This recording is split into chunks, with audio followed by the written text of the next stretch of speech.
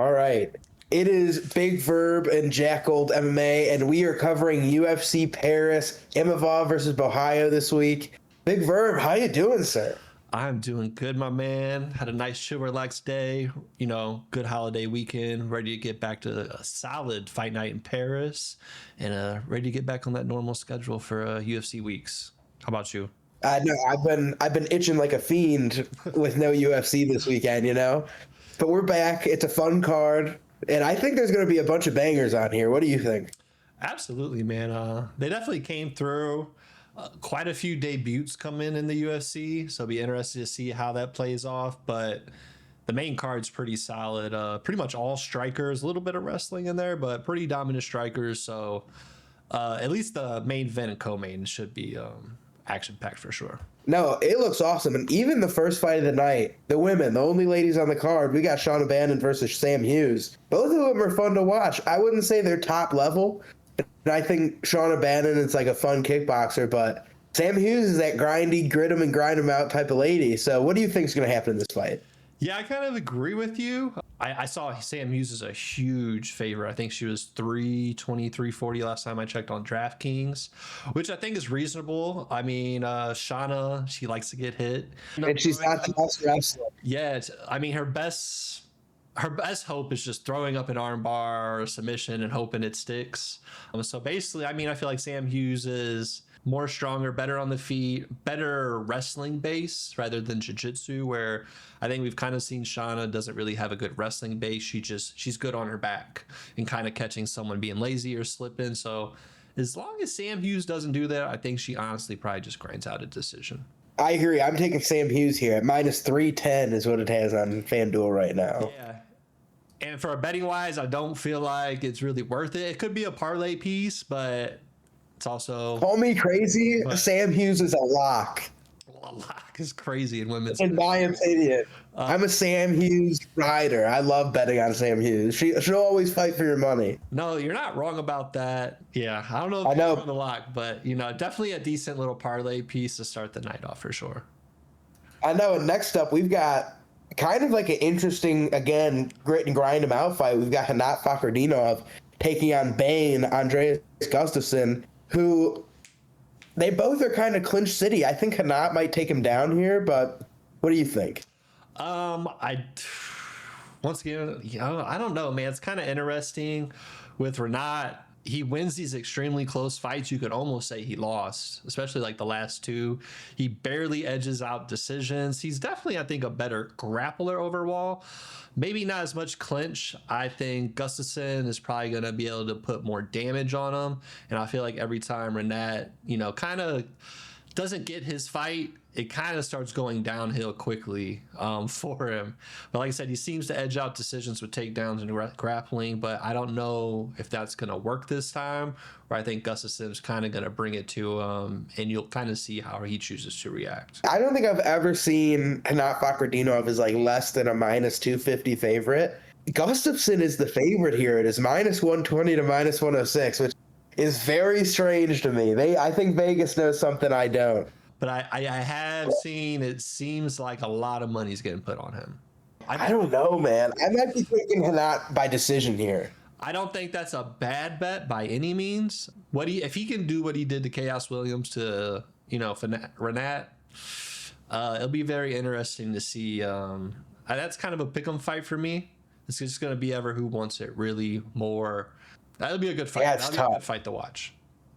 I'm going with Hanat, I think. I would put money on Hanat, in my opinion. I'm not the best gambler here. Big Verb is. I think I'm going to go with Gustafsson right now. Early pick. We'll see maybe Thursday if something changes with weigh-ins and stuff, but I think right now I'm Gustafsson for sure. I think the power there is for more damage, more power, and he's going to come out a little bit more blazing than Renat. No, I see that for sure. But next up, we've got middleweight staple Brad Tavares taking on Robert Brychek, who I feel like I'm insane because I loved Brychek on the regional scene, and then he came to the UFC and, pardon my language, looked like shit. So I'm going with, I think Brad Tavares is going to decision him like he decisions every other person on earth. He's a minus 235 favorite. I think that's warranted. What do you think? Yeah, I think I'm right there with you. You know, you kind of get these guys come from the regional scenes where they're knocking everyone out first round. They look amazing. And then all of a sudden they get put in with a vet or just a decent low level UFC guy and they look terrible. And Dude that's lost why, to Ehor. He lost to Ehor. yeah, and he looked Oh, he looked lost in oh. that fight. I didn't need to rewatch this fight. I remembered it because I think I had money on him to win that fight. You got Brad the company man, you know, been fighting forever. I think it's a good fight for him. You know, odds, I don't think he should be that big of a favorite by any means. But I think some money's just been coming in on him. And his last win's not really aging that good with Jannard. He just got brutally finished quickly. So yeah, I betting wise, I'm probably gonna stay away from this one. I I'm looking at the tapology here, and I don't know how to say it other than I am flabbergasted. Rather, Ehor, this guy has not made it out of a round two. Like he's done it like three times ever, right? Lost two of them. Gotten absolutely. He's the only person he's beaten in the UFC is Shogun when he like the corpse of Shogun Hua. KO lost to Nikolai Negomarianu. KO lost to Alberg. KO lost to Bellato. Terrible. Lost to Pereira, lost to Cesar Almeida, lost to Marco Tulio. It's like, and you beat this guy by check by decision? This is how. I'm going Tavares. But next up, I would say the only thing that scares me is when a fighter has to fight for his contract. That's what sometimes scares me, where they just kind of turn into a better version of themselves for that fight to kind of stay on the roster. So that's why I think it's almost not worth touching, because both guys I think are the same odds to lose, to be honest with you. yeah, I don't know. I think Brad Tavares has got it in the bag. But this next fight is awesome. Like it is a fantastic prospect fight, and they're lanky as hell. We got Sam Patterson versus Trey Waters, the two tallest dudes at 170. What do you think? I think I'm on Patterson. I definitely bet against Patterson when he first came in. Obviously, he didn't have the best start to the UFC.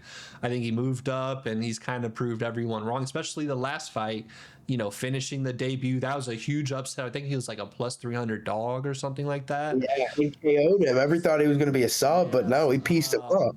So I think you're seeing the growth in him growing in the UFC as a fighter, which is what you want to see. I think he's maybe better overall, where Trey Waters is more boxing focused. So yeah, I think I'm gonna lean towards Patterson. What are his odds right now? Minus 166. I don't think that's bad odds for him. I don't either. I think it'll be competitive. I don't think it's going to be some walk in the park, but I would imagine if the boxing gets a little too out of hands from Waters, you'll see Sam maybe clinch and try to take him down or go for like a guillotine or something like that. I think I would be concerned about Patterson striking in this because for the first time in his career, it's going to be a guy the same size as him. And I think Waters is like the better boxer. However, I think if this ends up in the clinch or on the ground, that Patterson's going to choke him. Yeah, Waters is even bigger than Patterson. It's going to be the first time I Patterson. just realized as you said that that's a big boy. Waters is massive, Yeah, massive. that's a massive guy. I think he's got an 80-inch reach at welterweight. 70s. It's ridiculous. That's an NBA reach almost. Yeah, I think I'm gonna go with Patterson. I think the one thing about Trey Waters is he's a dog, but other from that, I kind of just right now I think I'm gonna go with Sam Patterson. I think he's more well rounded. He's shown a lot of growth, and I don't think I want to go against that right now. I like him. I like that pick as well. But next up, a guy who I like on the regional scene, the Aries 155 champ is making his short notice debut. Axel Sola, he's taking on Reese McKee at welterweight.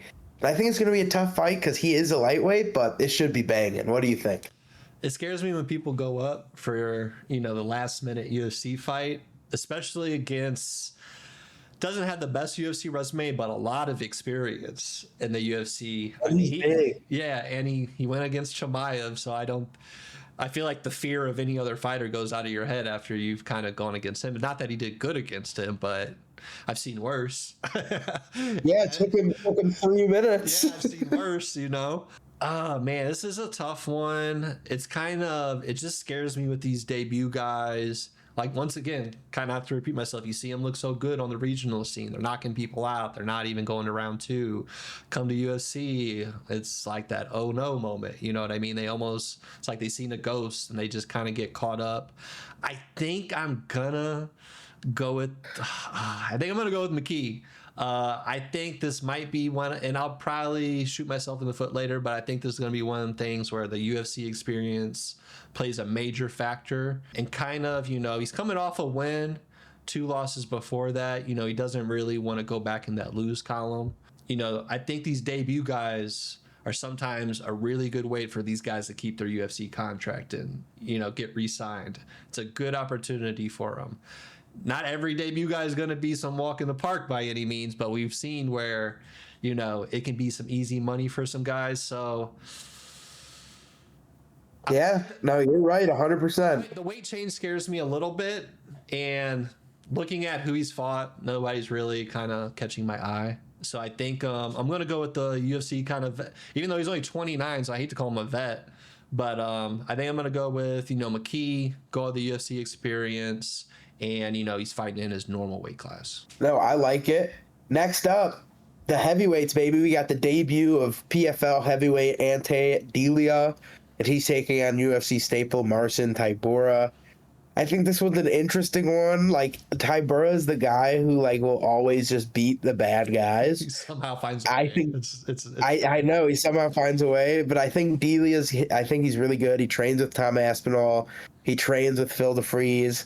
He trains with Bukowskis. Like, he trains with all these heavyweights, and I think he's going to do well. So I'm going with Delia. What do you think, Big Verb? Yeah, and you're not wrong to take that, to be honest with you. Big boy, heavy puncher. You're not much younger, but I mean, 35 years old in heavyweight's like 32 in every other weight class. You know what I mean? It's like that age. And Marcy's really 40. You know what I mean? Exactly. So I feel like that age doesn't really matter. You know, he's got the reach, which is a big deal, especially going against Tybura. You just look at his losses, and they're not bad losses. You know, Tom. Yeah, none of them are bad. Yeah, they've aged gracefully. And you know the other guy. Camille, that's not a great one. Sakai, that's not a great one. Yeah. His wins aren't super impressive either. You know what I mean? But they're still, he's maintaining his spot. The heavyweight division is such in a shambles position. It's not until you get to like that top 5. It's just so sloppy. So this is kind of one of the fights here. What are the odds? Let me check real quick. Even, basically. Yeah, this is definitely a tough one to bet on for sure. I think this is one of those fights you just kind of sit back and enjoy. I think there's 2 results. You got the debut, get the not quick round 1 knockout, or Tybura, the vet, makes it past round 1, grinds out a decision. That's pretty much, I think. Call me crazy. I think this fight goes to a decision regardless. Okay. No matter the. Okay. That would be my bet. I wouldn't pick a winner. I just say, is this fight going the distance? Yes. Yeah, I think what's the over on this? I think it was over 1.5 plus 110. So I mean, I take the over for sure. That's pretty. Yeah, 1.5. Oh, I'm sorry. I was wrong. It's they must be expecting a decision too. Over 2.5 is plus 105. So they're expecting a decision too. But you got 2 big boys. I was like 1.5. Yeah, no, I had to relook at that. I had to reload my page. I think I'm gonna go with you. I think I'm gonna go with the debut, the new guy coming in. You know, honestly, we need fresh blood in the heavyweight division. I wouldn't mind. You know, Tybura's not gonna go get the title. He's a fun vet to have in the division. He's lost to everybody though. He checks the people who really don't need to be there. So he's just he's kind of a little gatekeeper into you getting being talked about for the title. Talking about Marcin being a gatekeeper. We're running into the next fight, a hometown favorite who ran into a gatekeeper and got fraud checked a little bit. Omar Sy, minus 750 going into that fight with Metafield, got the L. And now he's fighting Brendan Ribeiro, who I would have said is a gimme. I think he's supposed to be a gimme. But Yeah. bro's dangerous, man. I don't know. What are you thinking? Like you said, he definitely kind of got fraud checked. It's kind of one of those guys where, Minus 400 again, by the way. oh my god, yeah, I got that. I think the UFC did set him up for a good comeback fight. I think they see some potential in him. It's in Paris. They want them Paris guys. They want the France guys to win a couple. You know what I mean? They don't want to give them all hard match. I wonder who's in town. Paris. I wouldn't put money on the money line, but it's hard not to go Psy again. I'd go Psy finish. Ribeiro doesn't he doesn't go to decisions.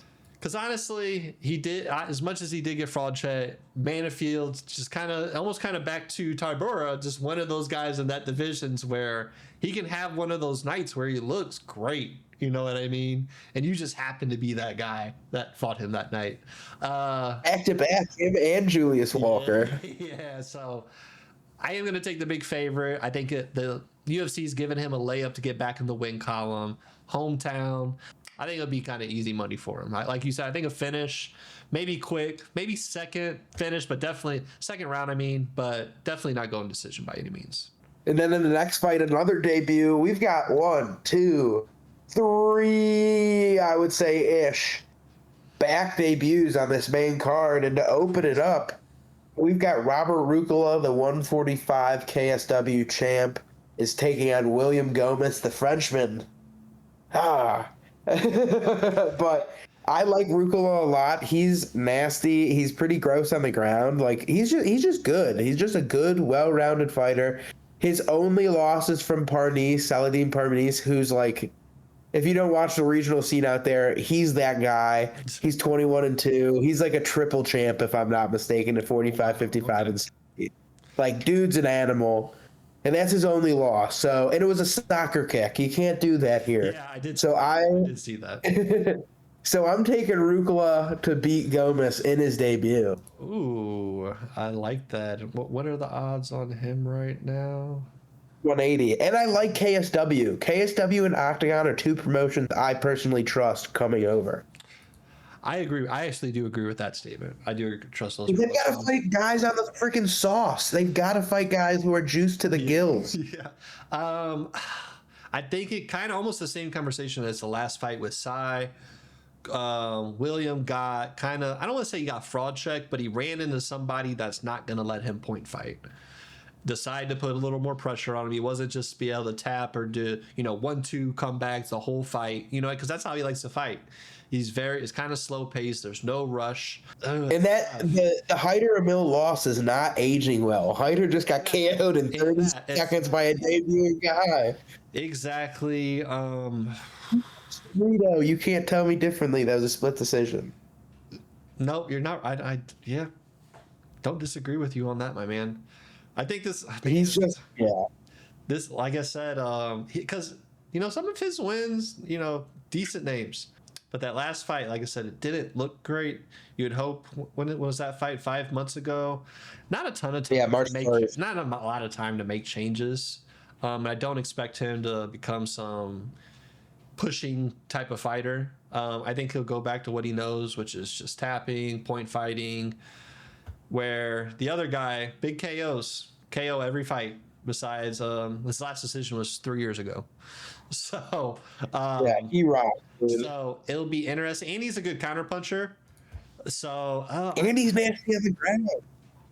Yeah, so this will be a very interesting one. I think betting wise, I'm gonna skip on this one because it'll be one of those debuts I'm just not sure of where he's neither gonna look amazing, and I think he would maybe just beat up William, or William's just gonna find a way to stay away from him and just kind of poke at him all night, wear him out, and kind of be one of those kind of UFC lesson fights. So I think I also want to point out Sorry. No, go ahead. From October 21st to March 23rd, October 21st of 2017 to March 23rd of 2018, he got 6 armbar submissions in a row. Wow. That actually is pretty crazy. Yeah. Dude's an animal. I like Robert Rukla. And like you said, it's not a bad promotion to come out of. You know, you don't have to question it too much.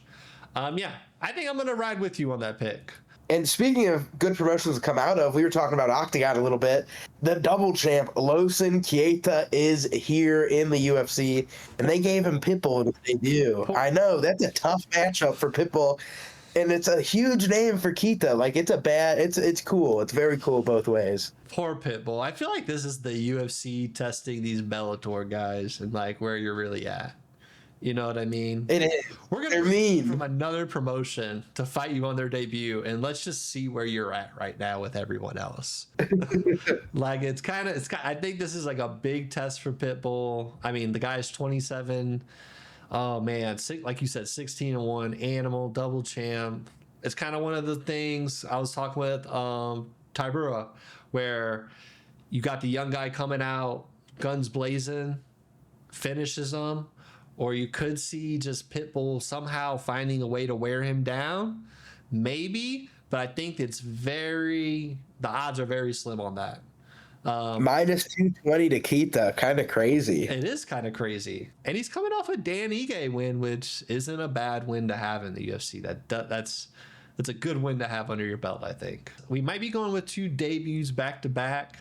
I am a little scared of just the vet experience this guy's been in championship fights in Bellator. I know he hasn't fought in the UFC, but still, he fought good championship level Bellator fighters. It wasn't just like some random step-in guys. Their names everybody knows for the most part. I think I'm going to go with the debut. I think we're going to go back-to-back debuts. I think they're setting Pitbull up to get just ate up by the hungry dog, you know? No, I'm with you. I'm going with back-to-back debuts.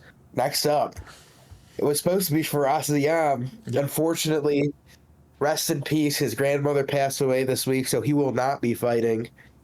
So, stepping up for him, Modestas Bukauskas versus Paul Craig. Modestas is minus 330 versus Paul Craig. What do you think? No surprise. You know, Vegas doesn't trust in Paul Craig, or does anybody else that bets on UFC. 4 losses, 1 accidentally legal, upkick. Not looking good for Mr. Craig. It's crazy that he had that run where everyone was like, man, Paul Craig might be really something. You got that Jamal Hill fight just changed everything, and then just a bad the Krylov win. I mean, minus the Bo Nickel, which hasn't aged great, but it's still Bo Nickel. He has gone against, tough competition. He's not losing against bums or some people that shouldn't be in the UFC. I can't ever put money on Paul Craig unless it's $5 on his submission because it's plus 700 or something like that. So yeah, I'm always against Paul Craig. I think he's on his way probably to PFL. I love Paul Craig. I love the war paint. I love his accent, but they honestly, and maybe this is the fight he comes back, but I think they need to give him some better competition. If they want him around, he needs some easier pick-me-up fights. I'm with you. Now, Mason Jones is making his debut because he fought in the UFC in the early 2020s. Then he fought Jeremy Stevens in Iowa, which, come on, that was fake. Probably. And then now we're here. Now we're in Paris. He's fighting Balaji Oki. He's a slight favorite. It's an awesome fight, in my opinion. What are you thinking? Yeah, I think I'm going to go Mason Jones. I'm back and forth on it. Not really. I don't know why I said that. I'm not that back and forth on it. I'm riding with Mason. Yeah. I think Mason's got it. I think Mason's got it. As much as I know the Jeremy Stevens fight doesn't matter much. Kind of random throw-in. Yeah, he looked good. Yeah, I think we're just going to go with Jones. I'm not going to dive too deep and overthink this one. Stay with Jones. I think Oki he'll last. I think this might go decision, honestly. If you can't get Jeremy Stevens out of there, which I know he's a tough guy, still old. Yeah, been taking damage forever. So we'll ride with Jones. The re-debut. All right. The co-main event, big fight here. Mauricio Huffy taking on Benoit Saint Denis. Huffy minus 225. I think it's a bit wide. I think he should be the favorite. But like, who knows what he is on the ground? You know, like if he could cold cock Huffy or Benoit before he gets there, or Benoit might bring him to school on the ground. I don't think that's gonna happen. Ruffy, Neither do I. So I was lucky enough to watch him almost kill Bobby Green live at the event. I'm telling you, that kick happened, and you're like, everyone, you get the oh, but then everyone went quiet because Bobby was not moving at all. He's got that karate stance everyone loves, the old Connor, the old Stephen Thompson fucking stance, and he's just doing dope stuff with it.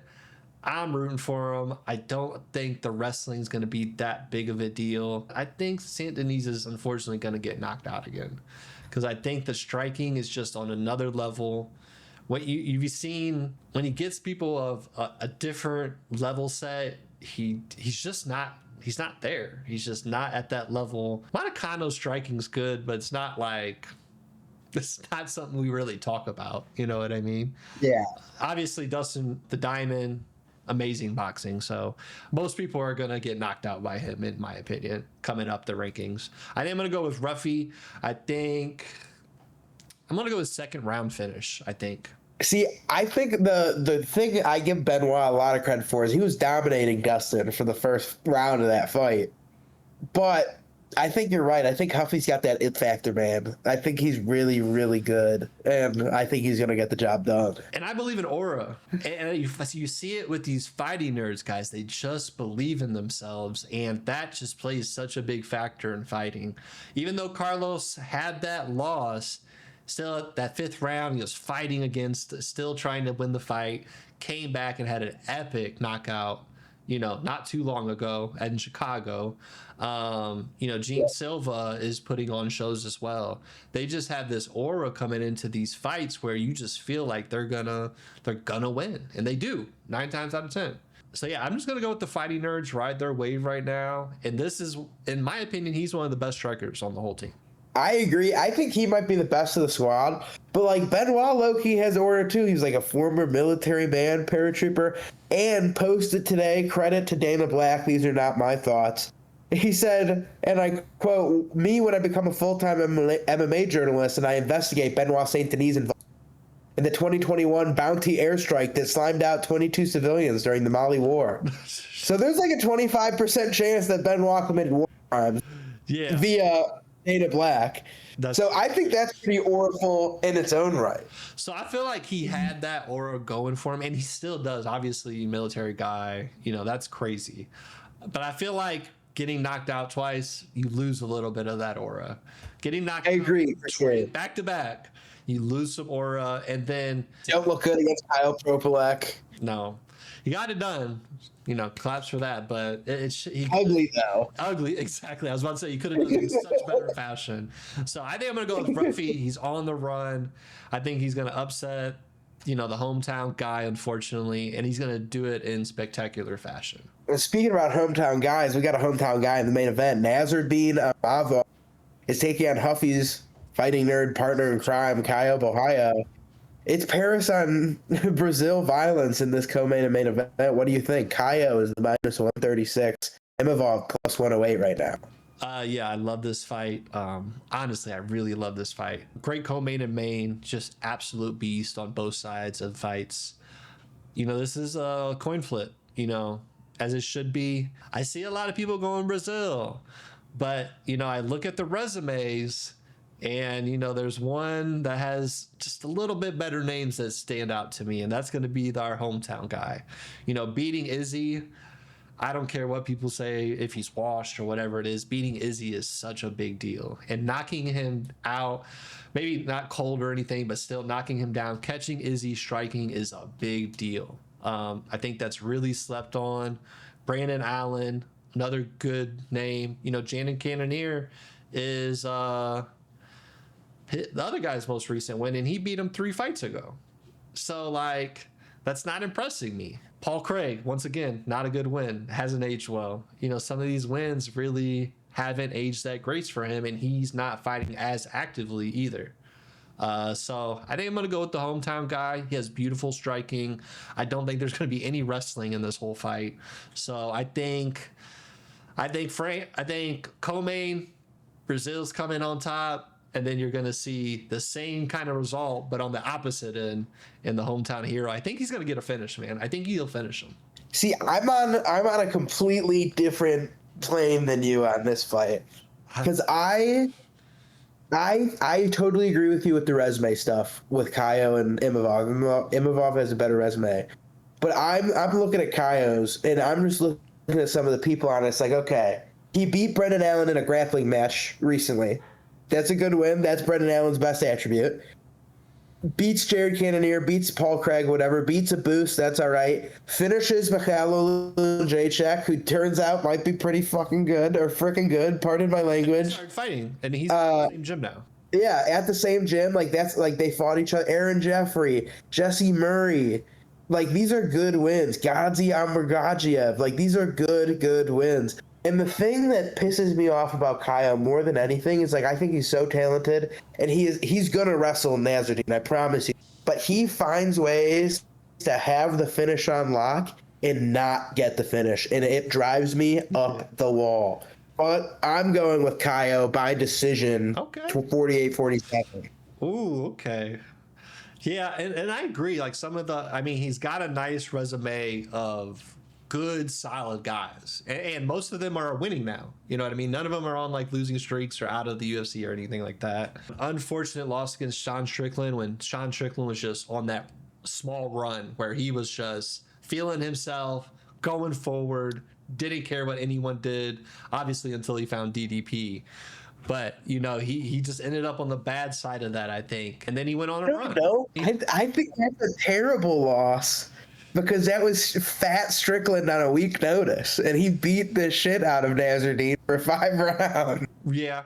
But, I mean, but then he goes And he on lost that to Phil Hawes. That is unexcusable. But then he goes on to get a finish after that. Then he goes on to beat Izzy. Yeah, beat Edmund, beat Buckley, beat Roman. And then you could arguably say the first DDP fight was kind of 50-50. I feel like I haven't watched it in a while, so I don't want to say too much. But I thought Strickland won. So I remember it being a big controversy that, you know, you saw DDP's face just busted up, and Sean looked like he just sparred or something. Costa, I feel like the Costa is kind of aging good now. He's kind of back on his stuff. It's a 50-50 fight, no matter what the resume is, honestly. I agree. I think I'm going with both nerds, and you're going with Imavov and one nerd. And one nerd. Okay. I'm down with that. Well, yep, that is the fight card. That's the whole thing. That is the whole thing. You got any takes? I think it's going to be one of the best fight nights of the year. And call me crazy, these are my favorite fight cards because they start at 11 a.m. Central Time. We get to have a Saturday night. So we get to have a wonderful afternoon and go crazy Saturday night. You know, with our winnings. That's hilarious. Yeah, no, facts. I do like these cards. I've grown to like these. I originally, when they first started doing a lot of these, because they had like weird phases of them, I didn't like them at first because I liked, you know, we live in Chicago. I like to go outside during the day. It's the best time to be outside. But I've grown to like them now where, you know, go out for some breakfast, come watch some fights during lunch, kick back. Watch that outside on a balcony or your patio or something. Even though it's not technically yet, you know, going down later down the year, you know, you'll have other sports on like football, basketball and stuff. So I started to not mind them too because you got so much sports, and then it becomes a nice TV. Especially this Saturday. Exactly. So, but yeah, so I think it's gonna be like you said, great fight night card. A lot of strikers. I think you're gonna have. We got 13 fights technically. I think we're gonna see about 6-7 finishes probably. I think those days I agree. are definitely gonna have a few finishes as well. And call me crazy, I'm going to say my 3 favorite picks of the night. Throw them together. Sam Hughes, Mason Jones, and Losan Keita. That's who I was forgetting. Keita, Sam Hughes, and Mason Jones. Throw that together. That's going to be good plus money. That's a solid parlay. I actually like that. That's good. I like that. I haven't put any parlays together. I'll have to return to that Thursday, and I'll have some bangers. Especially, I think this, like I said, there'll be some finishes, definitely some decisions for sure. We'll have some good parlays come Thursday, and we'll kind of reroute back to this. For sure. Plus 220, plus 224 right now. The odds are only going to go up. That's good odds for those three because they're all pretty high They're big favorites. Yeah, they're big favorites. No, lock that in. Gotta lock that in. But